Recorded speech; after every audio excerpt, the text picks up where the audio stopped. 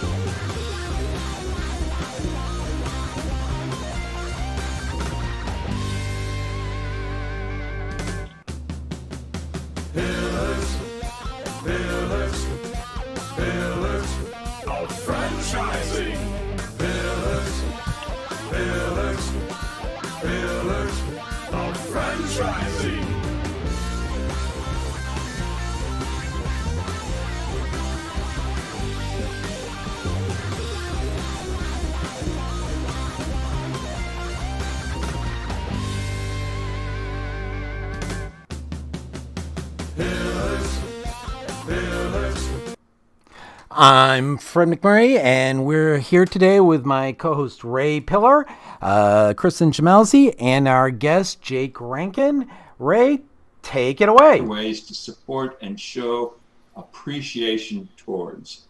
I think that's a wonderful statement, and everyone should have that. Every franchisor should have that statement, or even a franchisee should have that statement towards the people, because our bread and butter are our employees. And right. In your case, your franchisors. So tell us a little bit more about Talem Home Care. Okay. So we are a senior care franchise brand focusing on both non-medical and home care. So we're also a senior placement agency where, so if people can't stay home, we'll help people find the appropriate community to live in. So we're kind of like two franchises all rolled into one, if you will.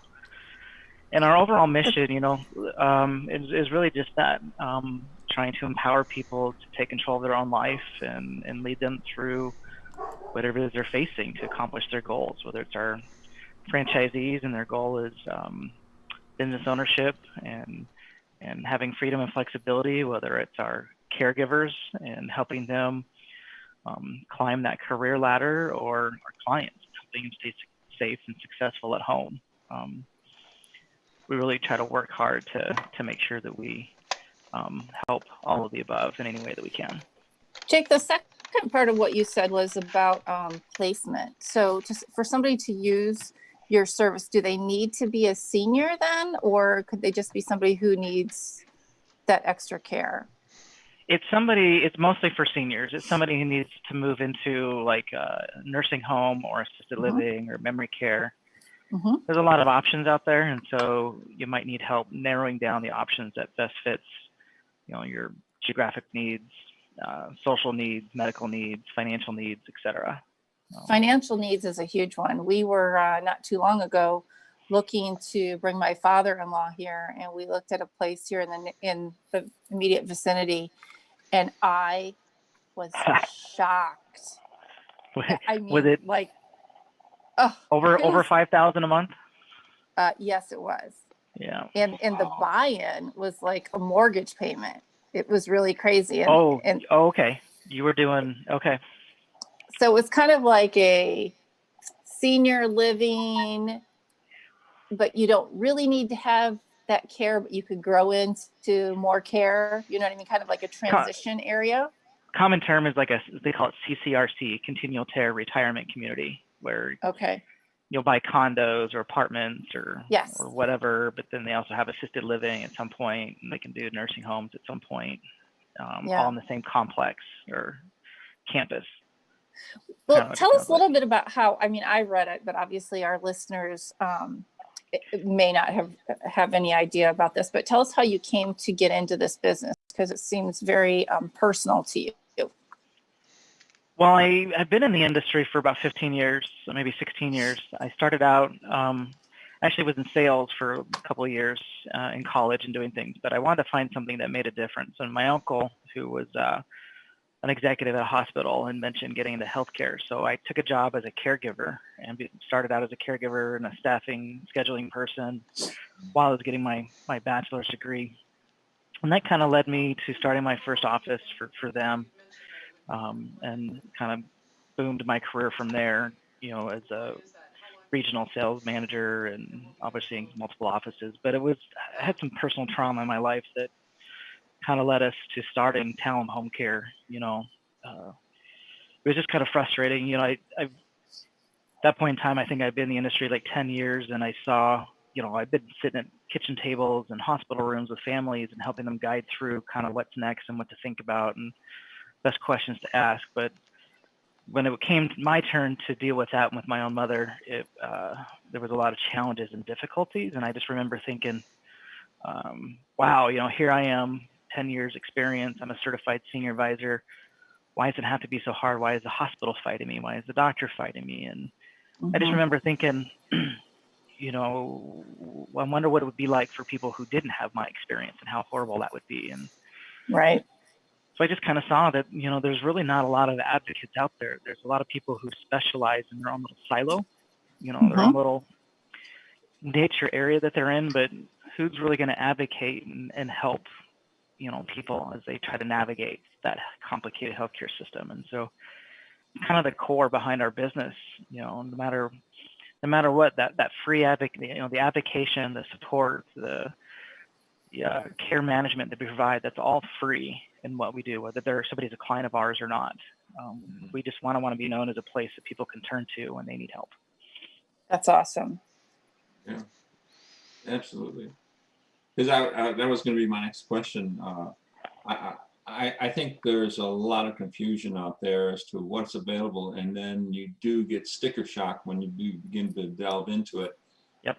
And it's really hard to make your way through all of that without some sort of an advocate who's been in the industry and knows, no, you don't have to spend 10,000, you can spend 5,000 or whatever, and to have it free is fantastic. Well, today, today too, think about how many people, particularly in my age group, right? We have 3 kids we're getting ready to put through college.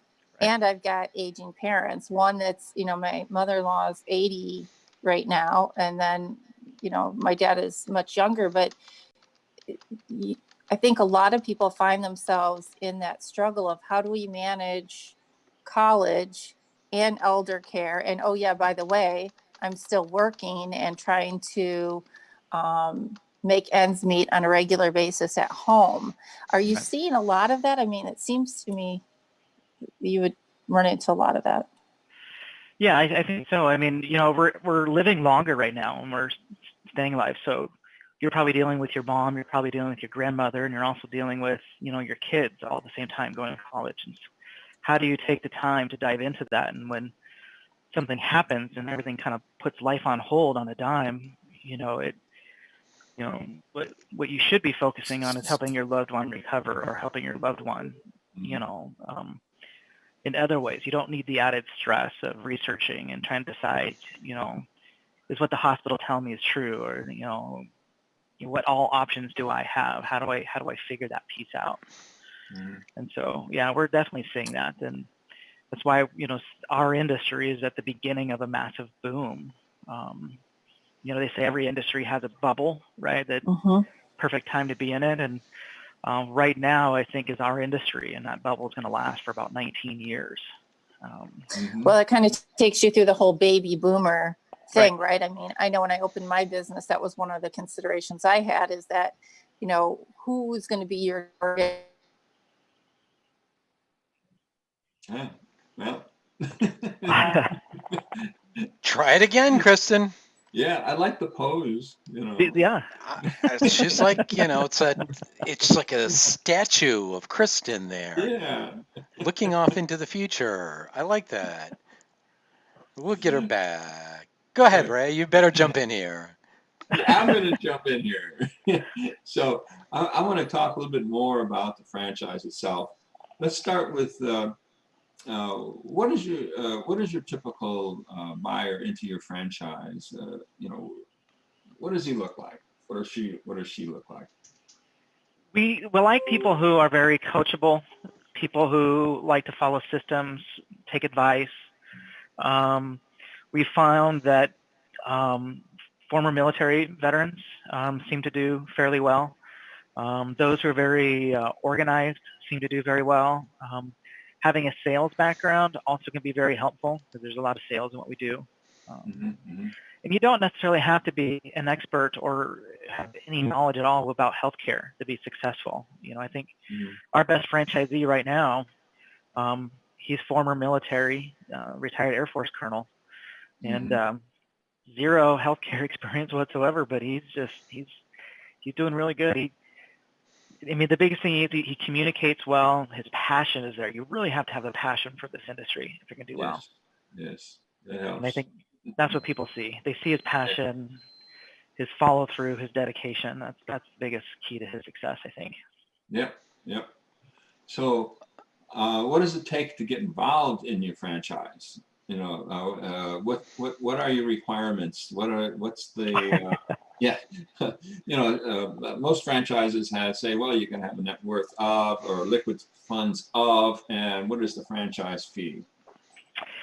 Yeah, we do have those, liquid assets and net worth things that we take a look at. But the biggest thing is really having that passion. One of the problems I've seen in our industry is too many brands have sold franchises to people who have money, and they just look at it as, oh, I can make a ton of money in this industry. I'm going to buy a franchise. And then they find out that, well, wow, yes, you can definitely do that. You really need to have that passion behind it. And so that's one of the biggest things that we look for is, we want you to have the money, but we really want you to have that passion. Of course, having the money is it's one of the pillars is you want to make sure you have enough money to get through the tough times. Absolutely. Because both Kristin and I have been through that downturn in 2000, and now the Corona thing. So you've got to have the funds available in the background to fill in to save your business, and that's what a lot of people don't understand. Well, why do I need so much money? Why do I have to have so much liquid in funds? Is because sometimes it's only going to take $1 to save your entire savings. Right. Right. So, Kristin, are you back with us? You're muted. Done. No, she's not. No? She's just having for once, it's not me. Can't hear you. She's got a new hat on, or new background, so, it's actually good. So, all right, so while she's working on that, so I'm going to ask my famous franchise disclosure document. You obviously have an FDD. Yes. So you also know that it's the greatest cure known to mankind for insomnia.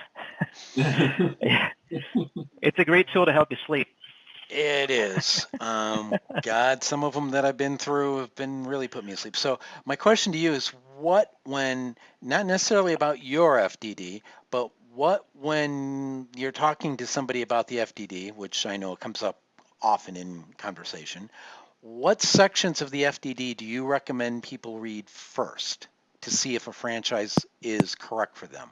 I know the answer is you got to read all of it, but my belief is that there's 2-3 sections you can read first to see if it matches what you want to weed them out. So what are the 2 or 3 sections you'd recommend?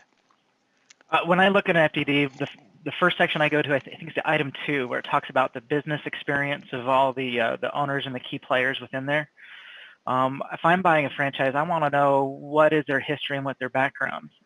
In our industry, I've seen a lot of people, there's a lot of private equity firms and a lot of people who are in position to make decisions that have never worked in healthcare and never worked in senior care. And if I was I was buying a franchise, I'd want to learn from people who have actually done the work. I think that's a really good point. She's back, folks.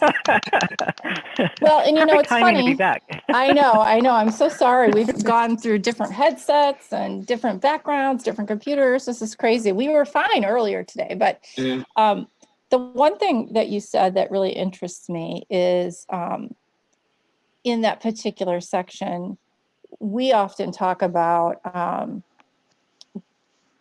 making sure that you have the financing and all that kind of stuff and more of the hard stuff. But I think in a field like you're in with senior care, it is important to have somebody who understands. You have to have a passion. Like senior care to me is not a field you get into if you're just looking to make money. Correct. Right? Yep.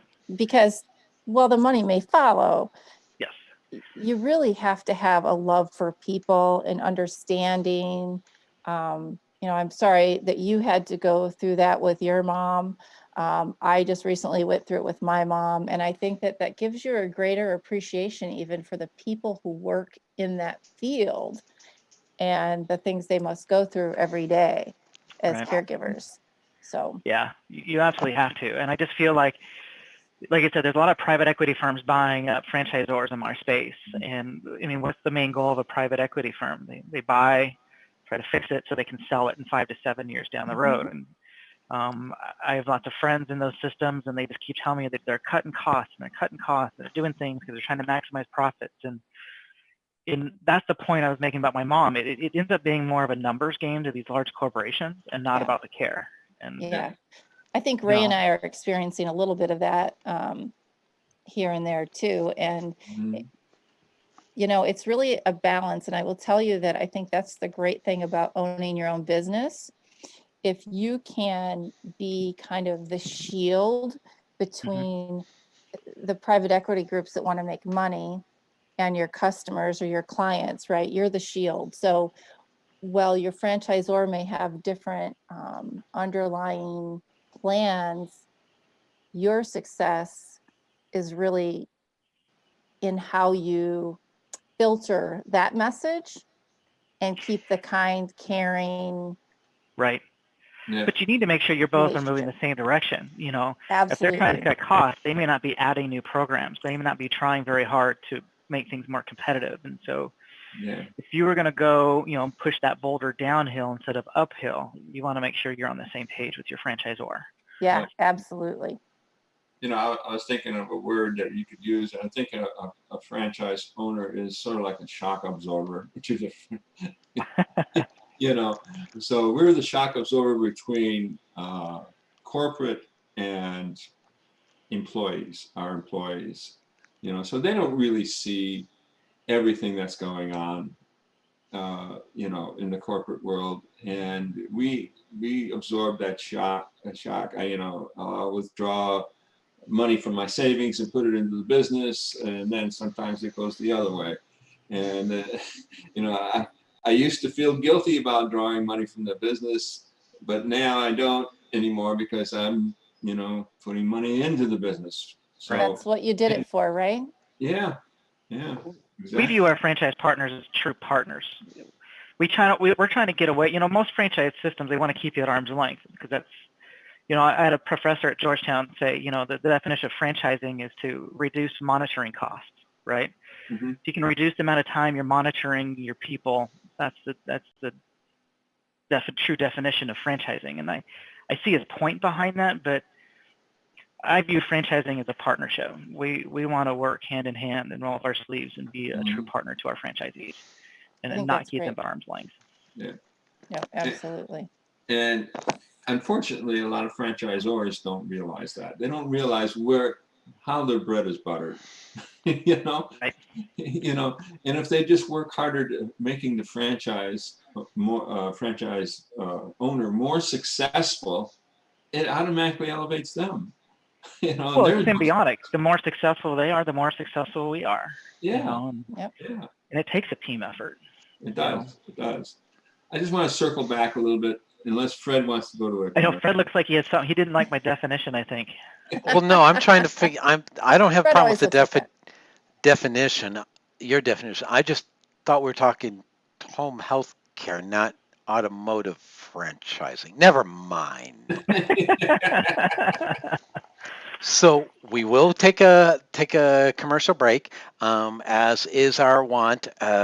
Ray, we want to actually give a shout out to FeedSpot for listing us as one of the top 20 franchise podcasts you should listen to in 2020. And Ray, Congrats. as we go to the break, yeah, that's it. Number one, my friend, number one. Yep, number one. Thanks, FeedSpot, for listing us. We hope to make it in 2021.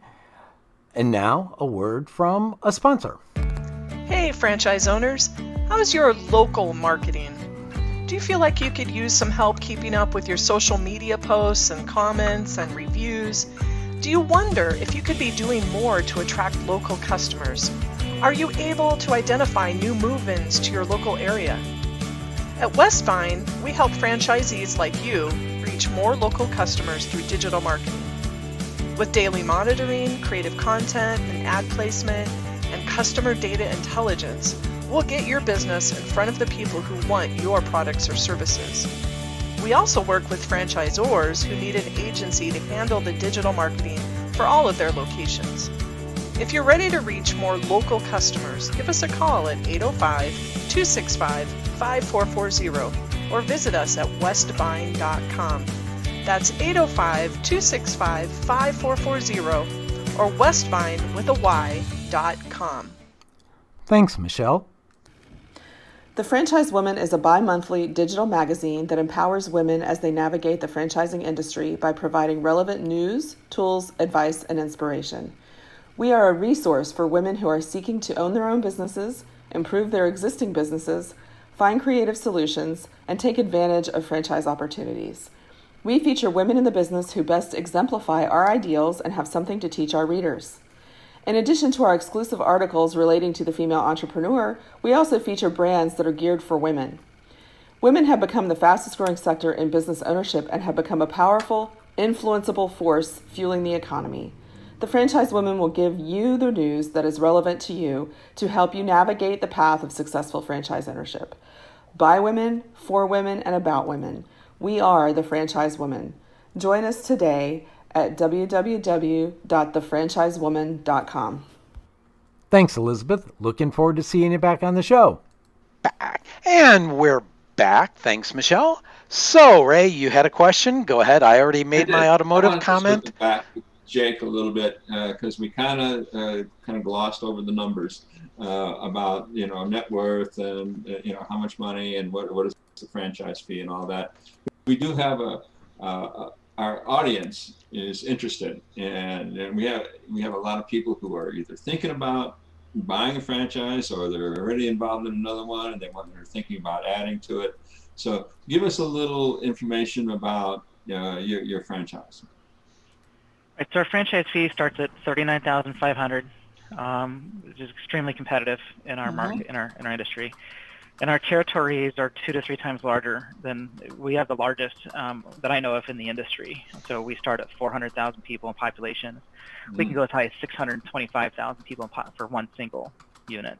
When we take a look at our candidates, we want to have some liquidity there that we look for, so they can either give themselves an SBA loan or have enough money to ensure success. Like you said, you want to make sure you have enough for emergencies also.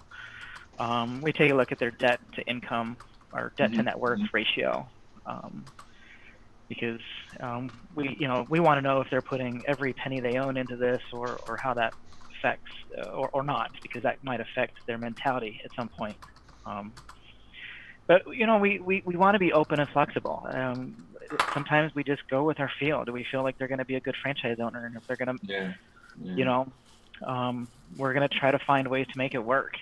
We try to pride ourselves at being outside the box thinkers. And we're doing that right now. We have a candidate that is closing in 2 weeks for us. That they're going to make they're going to make their franchise fee in 2 payments.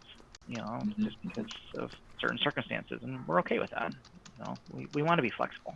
Have you ever had, obviously without names and things that would give the person away, have you ever had an absolute train wreck? Yep. Yeah.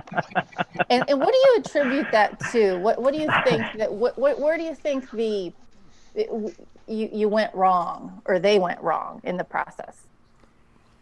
I think where we went wrong in the process is we ignored some red flags. Being a smaller brand, while our philosophy has always been let's hire quality and not quantity, it's really hard when the time comes to say no at sometimes. And so there was a lot of red flags to show us that they weren't necessarily teachable. They weren't willing to follow the formula, if you will. Yeah, absolutely. Yeah, I've seen that. Yeah, Ray and I were just talking about, remember, this one and that one, and they already knew everything, and they hadn't even got their foot in the door. Yeah. So, how many franchises do you have right now? We have 6 franchisees with a total of 11 territories, and we have 2 corporate-owned locations currently, but we have a good handful coming in the next 90 days. What are some of the target areas? So for people who are out there listening, if they happen to be in those upcoming markets that you'd like to break into, can you talk a little bit about that? I think some of the hottest markets right now for us, because taking a step back, our model is both private pay and we work with Medicaid, where most brands work with private pay. And so under the Medicaid model, we really want to focus, the best markets are those with high Medicaid reimbursement levels. And that's places like Arizona, Pennsylvania, Nebraska, and then Wisconsin is really a good market for us as well. Considering I live in Wisconsin, it's really easy for us. The only state we're pretty much sold out of is Colorado, which the Grand Junction area, the western slope, we can take care of. But outside of that, we're sold out. Okay, I have a crazy question. This whole Medicaid situation that you're talking about, what or why are some markets better than others? I thought that was a federal program. I'm totally confused. It is a federal program, but it is state ran. So the funding comes from the federal government, but each state just decides how they choose to use that money for what programs within their Medicaid system. And so some states will have a reimbursement level of, say, $14 an hour, like Texas. I think it's 14 and change, and you have to pay your caregivers 10. It doesn't make sense. Some states, like Colorado, for example, they're over 19 or 1850 right now, and they're going to be over 19. This Connecticut has really good Medicaid rates, and that's kind of what we look at is the Medicaid rates and the regulations. How hard is it to get a license there and manage the license? Well, I had no idea there was such a discrepancy in the states and how they pay. Very interesting. Right. Yeah. That's what makes it. They're all not the greatest payer source. I mean, you're talking, $16 to $20 an hour for Medicaid, where private pay you can probably get, $24 to $32 an hour depending on the market. And so, a lot of brands don't see the value in taking that lower margin patients, and we do see the margin. And that comes back to a comment Ray made earlier. You have to be able to learn to operate under thin margins, because those who start under extreme economic circumstances, those businesses that start during them are the ones that last forever. Because if you start a business and margins are really good and business is fat, you might have a harder time dealing with the lean times. Yeah. Because you're not used to it. Right. Speaking of lean times, how like now. Yeah. Right, again. Yeah. So how has COVID affected business for you guys? Obviously, you have to operate a little bit differently. Yeah. Our business model has changed quite a bit, I think, with everything from recruiting strategies and how to recruit and retain employees to our lead generation and how do we find our clients. We've had a little bit of a roller coaster with COVID. At first, everybody just went on shutdown, and we had a bunch of clients, pause services because they were afraid, rightfully so. I probably would be too, at first. And then over time, they slowly came back, and now people are realizing, oh, wow, we really need your help. And so now our hours have gone back up, but we've had to be creative in finding less traditional revenue sources, trying to do things like staffing and Sure. putting caregivers, a lot of people are taking temperatures when they go into businesses, trying to help staff that. So we overall, as a group, we have seen our hours are a lot higher now than they were prior to COVID. Okay, that's good. That's really good. Not everybody has seen that rebound, a complete rebound. Right. Our biggest challenge actually is the caregiver side of things. I was going to ask about that. Yeah, the unemployment, what was it, $600 a week, I think it was. The kicker. Yeah, on top of normal unemployment, that made it really hard. We had caregivers asking us to fire them, and it was, that had some challenges. I had that happen too. And I'm like, in my right mind, I cannot do that. Yeah, it's not gonna happen. They Fire made more you money at home. I can't do it. Yeah. And then same with minimum wage. That's another kind of threat to us, which we're fine. We'll deal with it. But every time minimum wage gets raised, we have caregivers that come back and says, I need to work less hours because I need my WIC program, or I need my Medicaid, or I need because I'm on a low income program. Raising minimum wage really doesn't solve the issue. I've been on calls with people and they keep saying we need to raise the minimum wage or the ability for these caregivers to earn more. But the problem is the more things you do and the more money you give them, the less they're going to work, and then you're going to have less people to help support the seniors, in my opinion. Yeah, that's hard to explain to some people that the minimum wage is not all that it seems. That means that in Illinois we're going to have that, and guess what? Prices are going to go up, and that means everybody's going to pay for that person making the minimum wage. It's called wage push inflation. Yeah. And people don't like it, but yet, we vote to do it. And then when it actually happens, we're like, oh, wait a minute, I don't want to have to pay more. Well, right.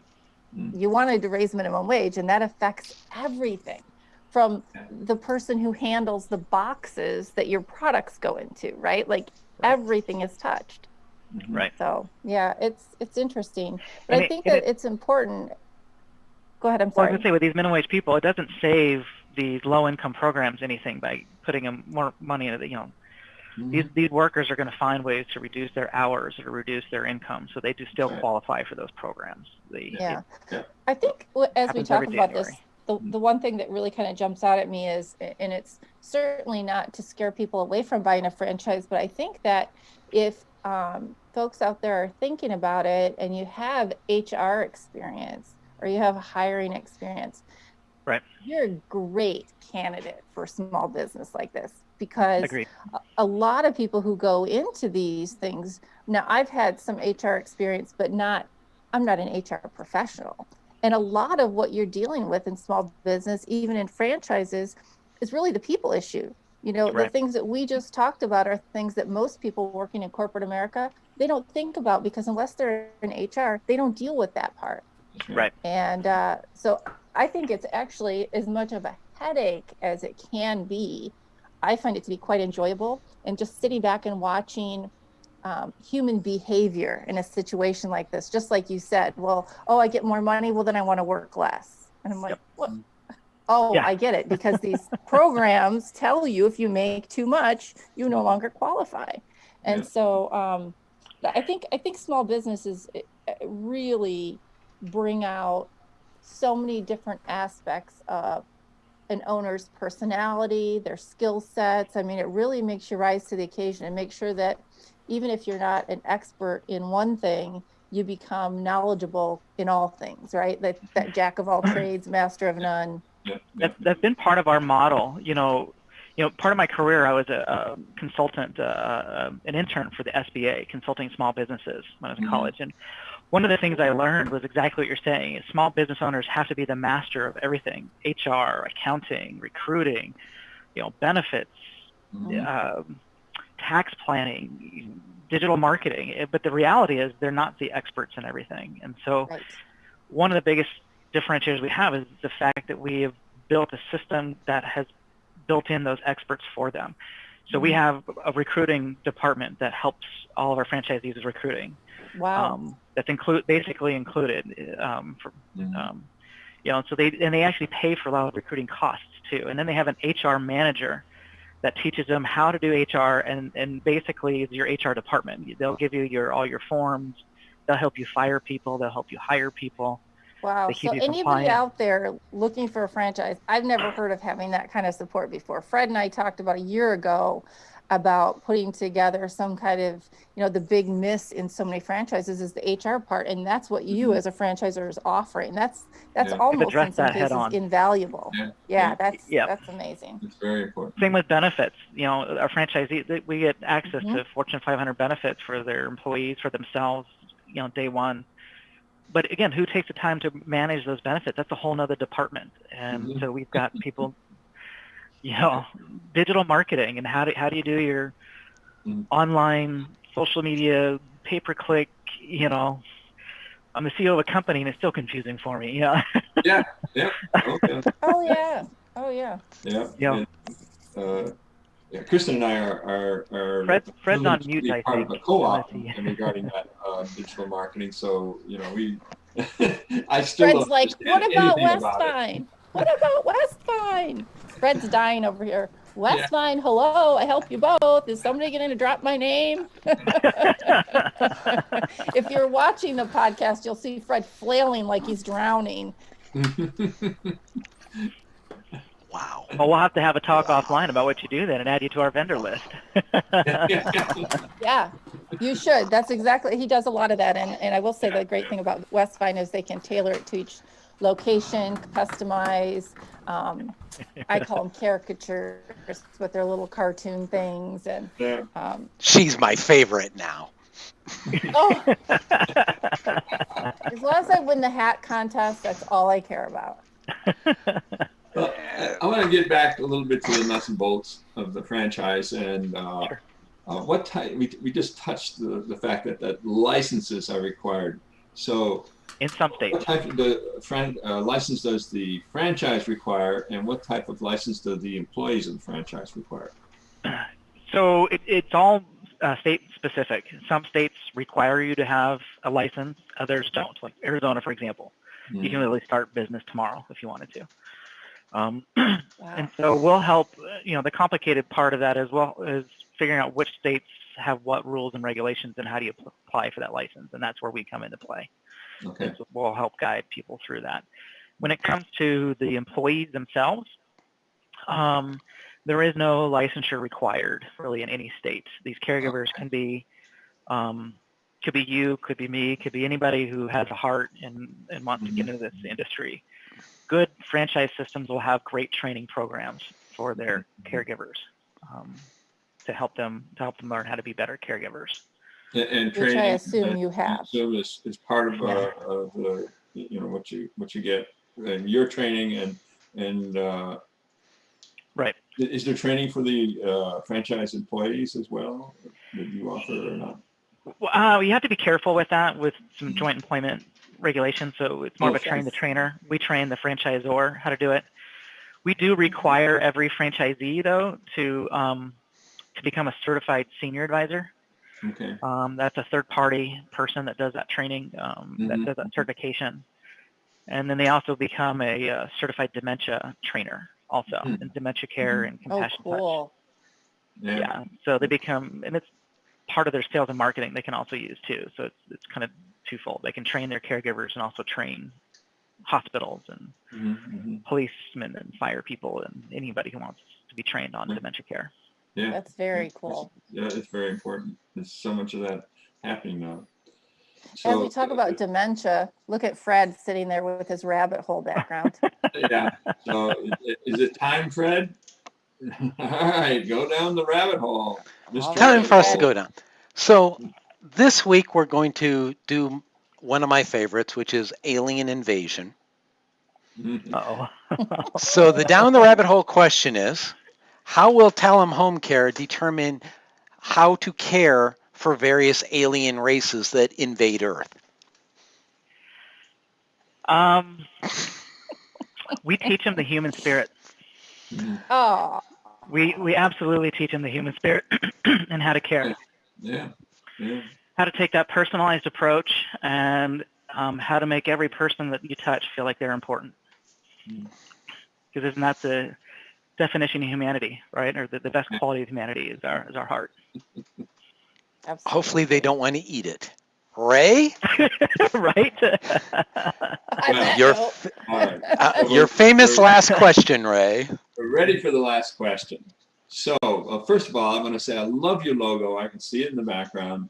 Thank you. I think it Hands are on. talking about caring and heart and home. And the last question is, so if somebody is listening to the show is say, hey, this is something I really want to get into, how is the best way to get a hold of you? Call us directly. Go into our website or, and look us up, www.talemfranchising.com or talemhomecare.com, either way. But you can pick up the phone and call me anytime. It's 833-TALEM-HC is our phone number.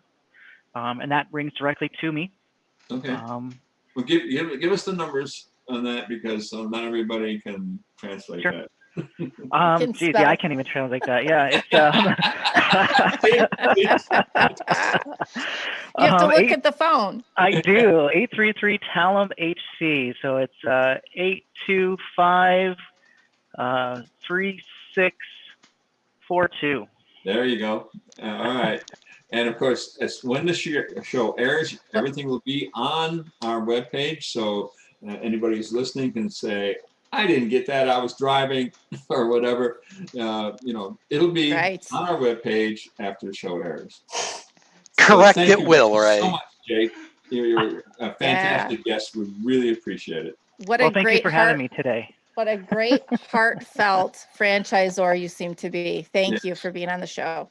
Well, I appreciate that, and I just encourage you guys to come experience it. So. Awesome.